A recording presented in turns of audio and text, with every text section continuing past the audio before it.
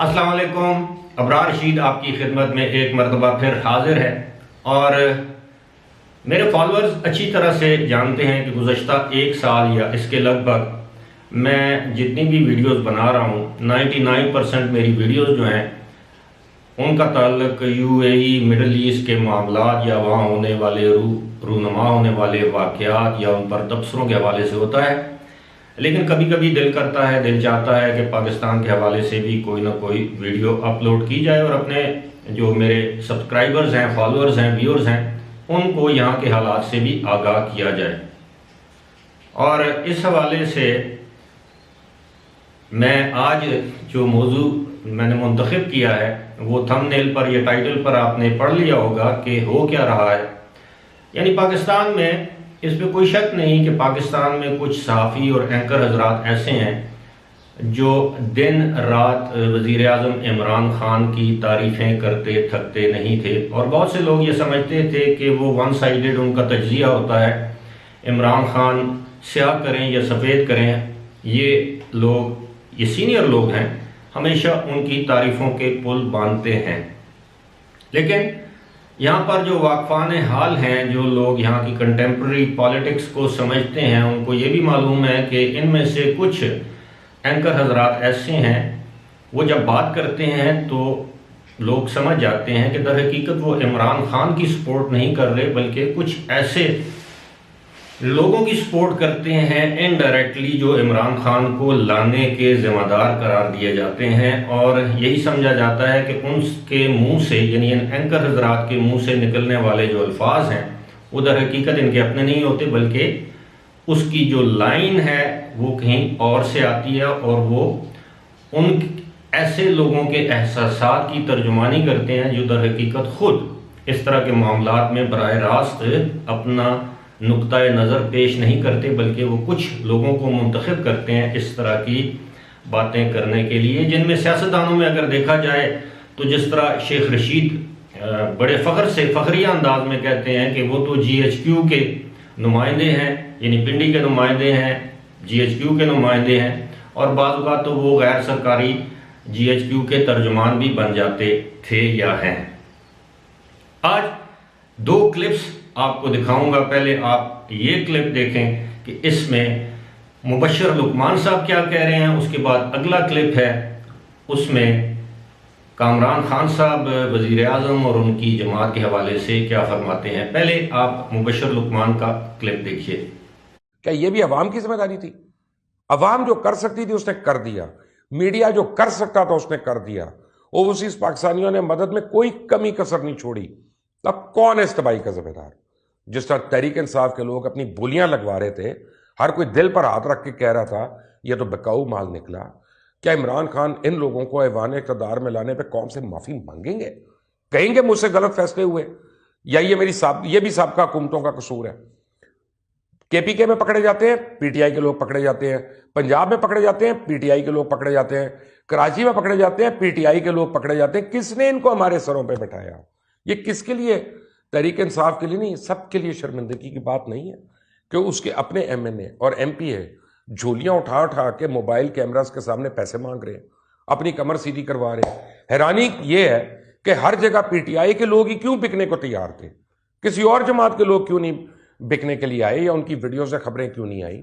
ان سب کو تو چن کر باقاعدہ عمران خان نے یہ کہہ کے ٹکٹ دی تھی کہ ان کے دامن نچوڑے تو فرشتے وضو کریں گے، یہ نیک روح ہیں، پاک روح ہیں. اب کیوں ٹکے ٹکے پہ بکنا شروع ہو گئی ہیں یہ نیک روحیں؟ ان فراڈیوں کو، چیر و چکوں کو، ٹکے ٹوکری بکنے والوں کو، 420 کو، نمبریوں کو، ان کو نیک بنا کر کس نے پیش کیا تھا؟ انہیں ووٹ ڈلوا کر پارلیمنٹ کون لے کر گیا تھا؟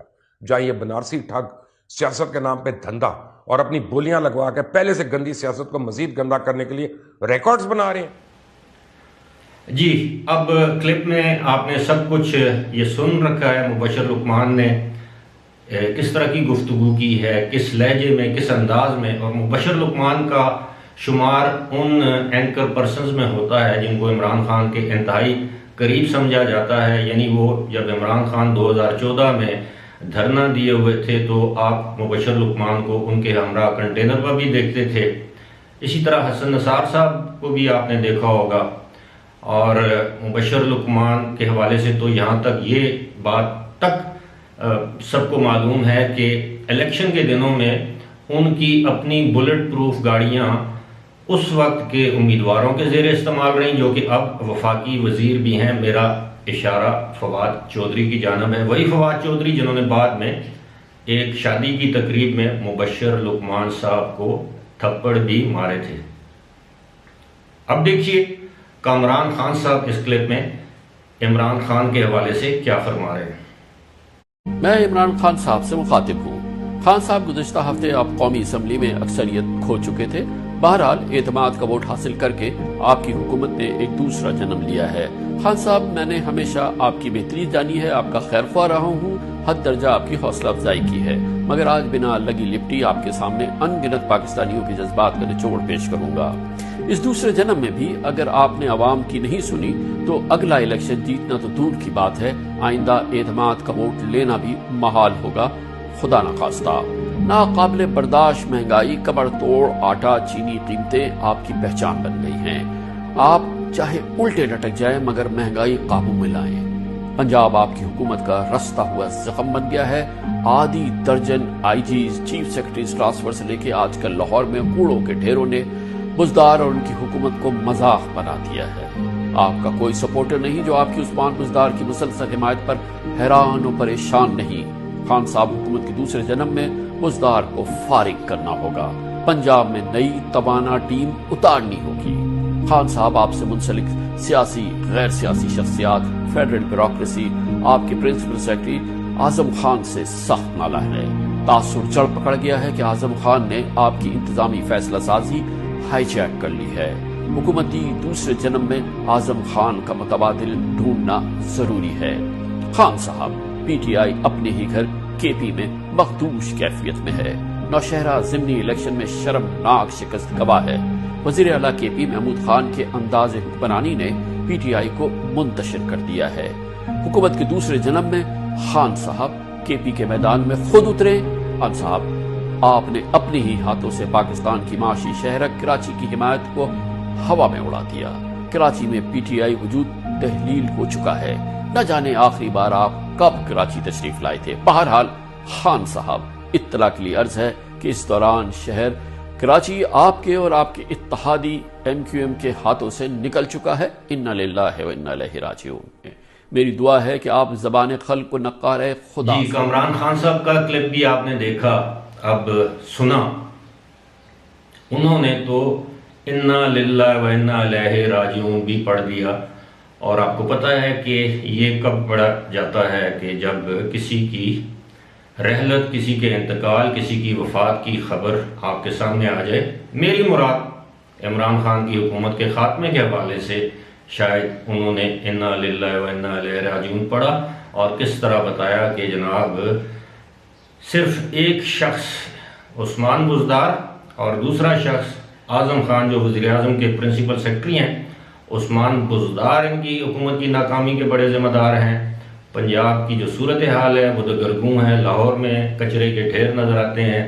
اس کے علاوہ انہوں نے اعظم خان کے حوالے سے کہا کہ در حقیقت اس وقت ڈی فیکٹو پرائم منسٹر جو ہیں وہ اعظم خان ہے، وہ وزیر اعظم کے تمام اختیارات اعظم خان استعمال کرتے ہیں، جس کی وجہ سے وفاقی وزراء اور بیوروکریسی میں بے چینی پائی جاتی ہے۔ اور ساتھ ہی انہوں نے یہ بھی کہا کہ جتنی جلدی اعظم خان اور عثمان بزدار کو تبدیل کر دیا جائے اتنا ہی عمران خان کے حق میں بہتر ہوگا، ورنہ آئندہ الیکشن تو دور کی بات۔ اور آگے جو کچھ انہوں نے کہا وہ آپ نے سن لیا۔ اب میں اس حوالے سے صرف اتنا گوش گزار کروں گا آپ کے کہ یہ دونوں حضرات جو باتیں کر رہے ہیں در حقیقت یہ ان کے دل کی آواز نہیں ہے، یہ آواز کسی اور جگہ سے آئی اور ان کو الفاظ کا پہناوا پہنا کر آپ کے سامنے پیش کیا گیا، اور آپ سب سمجھتے ہیں کہ وہ کون سی قوت ہے جو پنجاب میں عثمان بزدار کی جگہ کسی اور کو وزیر اعلیٰ دیکھنا چاہتی ہے، اور وہ کون سی قوتیں ہیں جو اعظم خان کو وزیر اعظم سیکریٹریٹ یا وزیر اعظم ہاؤس یا وزیر اعظم کے بطور پرنسپل سیکریٹری وہاں سے نکالنا یا ہٹانا چاہتی ہیں۔ تو یہ ایک اشارہ ہے کہ اس وقت پاکستان میں ہو کیا رہا ہے، اور جو لوگ پاکستان کی سیاست کو سمجھتے ہیں، اس پر گہری نگاہ رکھتے ہیں، تو وہ سمجھ لیتے ہیں کہ جب ہواؤں کا رخ تبدیل ہونا شروع ہو جائے تو نہ صرف بعض سیاستدان انہی ہواؤں کے رخ پر اڑنا شروع کر دیتے ہیں، بلکہ کچھ تجزیہ کار اور اینکر حضرات بھی اپنا رخ بدلنے میں دیر نہیں کرتے۔ فی الحال اسی کے ساتھ مجھے دیجیے اجازت، خدا حافظ۔